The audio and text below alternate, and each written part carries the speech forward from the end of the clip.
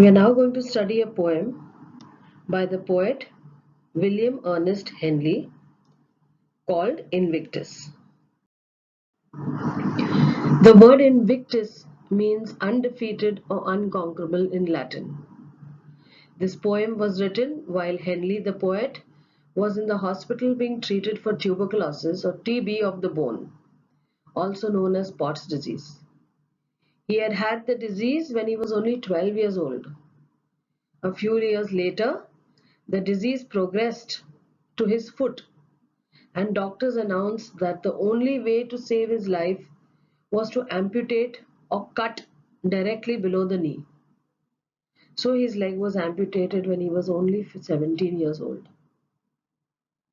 Despite his disability, Henley survived with one foot intact, and he led a very active life until his death at the age of 53. He wrote this poem shortly before his foot had been amputated. Now, this poem is about courage in the face of death. He was facing death and holding on to one's dignity, pride, or self-esteem despite all the problems life places before us.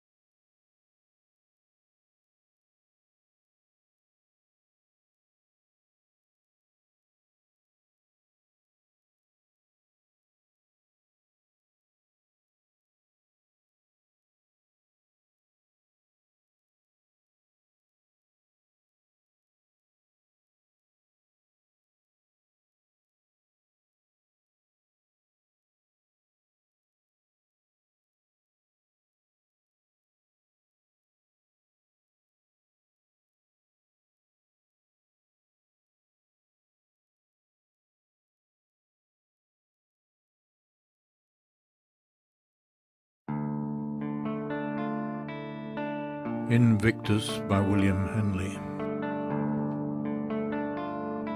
Out of the night that covers me, black as the pit from pole to pole, I thank whatever gods may be for my unconquerable soul.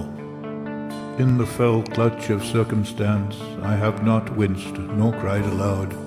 Under the bludgeonings of chance my head is bloody but unbowed. Beyond this place of wrath and tears looms but the horror of the shade, and yet the menace of the years finds and shall find me unafraid.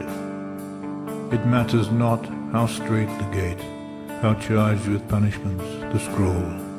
I am the master of my fate. I am the captain of my soul.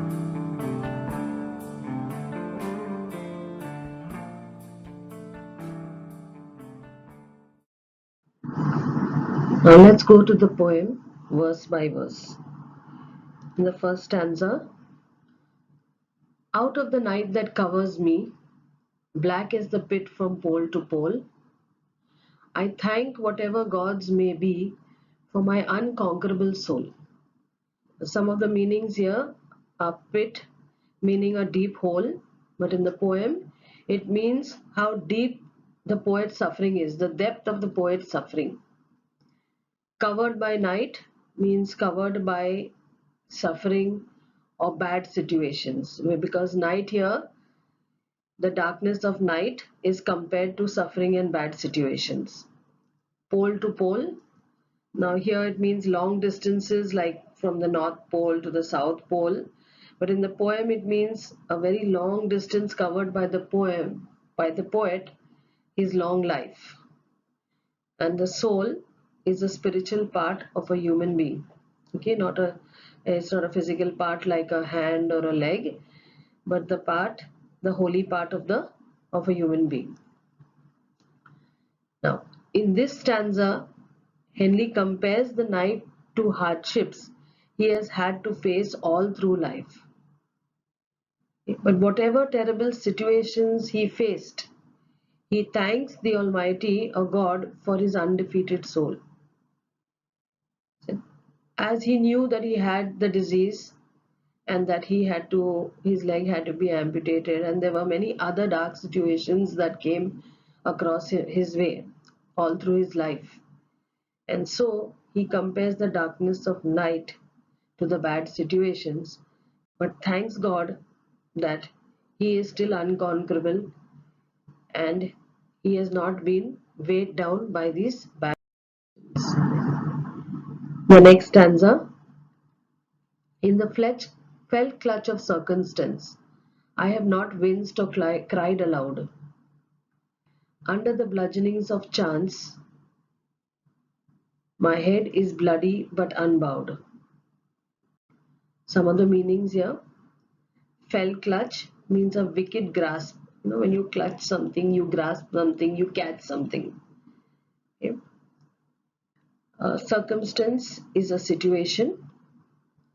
Winced is when you cry out in pain. And bludgeoning is beating someone with a club. Now, if you have seen the cartoon called Flintstones, the Freddie Flintstone always walks with a wooden club on his shoulder. Okay, that is called a club. Now, another meaning, unbowed, which means you're undefeated. Now, in this stanza, Henley glorifies the courageous soul. His soul is so courageous that he does not complain, but remains fearless even in suffering and difficult circumstances. He suffers so many terrible hardships, but his head is still not bowed. Imagine getting your leg cut off at the age of 17, a young boy of 17. That is a very, very big suffering. And then later on, after that, recovering and trying to walk with one leg and be part of society. That means he must have faced a lot of difficult situations. But he says that even though he has been beaten and beaten and beaten all through life, his head is bloody. That means he has got wounds, but he still has his self-confidence and his head is still up straight. Now let's come to the next stanza. Beyond this place of wrath and tears looms but the horror of the shade, and yet the menace of the years finds and shall find me unafraid. Some of the meanings. Wrath. Now see, I'm not saying vrat. Okay, the W silence here, silent, and we'll say wrath. Wrath meaning anger. Looms. Now with the current pandemic situation, yeah, all the time, even though you may be doing different things during the day, the fright, the fear is looming all over, hanging over our heads. We know that we should keep ourselves safe. Now that is the meaning of looms. That even though we go about our daily work, there is a kind of a danger hanging over us. Shade. Shade meaning shadows or darkness. And menace, threat or a dangerous situation. Now in this stanza, Henley says that beyond this world of anger and tears may lie a place that is worse. Now here he is referring to the afterlife. In the Bible says that we go to heaven or to hell, and there is a life after this life on earth. Okay, And Henley says that this world is a world full of anger and tears, but he may go in his next life to a place which is worse. But he says that the terrible sufferings of this world have made him so strong that he is prepared to face anything that lies ahead, and he is unafraid. Okay, so let's go to the stanza or verse. It matters not how straight the gate, how charged with punishments the scroll. I am the master of my fate, I am the captain of my soul. Now, straight here means narrow passage. In geography, you must have learned about the Pork Strait, a narrow piece of land in between Sri Lanka and India. Okay, so here strait means a narrow passage. Okay, now we come to the next one, which is scroll. A scroll is a rolled parchment of paper rolled up and used for writing in the olden days. It used to be rolled up and sent. Messages used to be sent from one place to another. Now, in this stanza, Henley says that it does not matter how narrow the path to heaven is, how small, how thin it is, okay, or how many punishments he will get there when he reaches there to his afterlife. But one thing he knows is that he in this life is in charge, he is in control of his life and his destiny. The destiny is whatever future he makes for himself. So he is not bothered how narrow it is, how difficult it is to go to the gate. In the Bible they say Saint Peter waits at the gate with a scroll with all the punishments, the good deeds and the bad deeds which the person has done all through his life, and then decides whether he has to enter them into heaven or hell. Okay, so Henley is not worried about this. So he says because all through his life he has been in control, he has been strong, he has faced a lot of difficulties, still unbowed. Okay, and so he is in control of life. Now let's come to the poetic devices or figures of speech. The first one, black as the pit from pole to pole. You see the word as there, and so we know that's a clue that it is a simile, because the darkness of night is compared to the dark life of the poet. Second one, in the fell clutch of circumstance.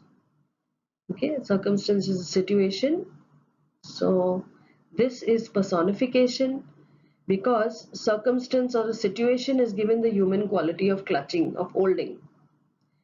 Okay. Next one, I am the master of my fate, I am the captain of my soul. Yes, this is repetition. As you can see, I am is repeated for poetic effect. The next one, out of the night that covers me. Okay, now this is metaphor, as here night stands for the hardships and the suffering of the poet. So we are comparing night to the hardships and the sufferings of the poet. So therefore it is metaphor. My head is bloody. Now when you say my head is bloody, immediately you get an idea of someone with a bleeding head. That's the picture that comes into your mind. And so this poetic device or figure of speech is imagery, because the sentence creates a visual, vivid picture in your mind. Okay, once again, I give you a minute to read through and recite this poem.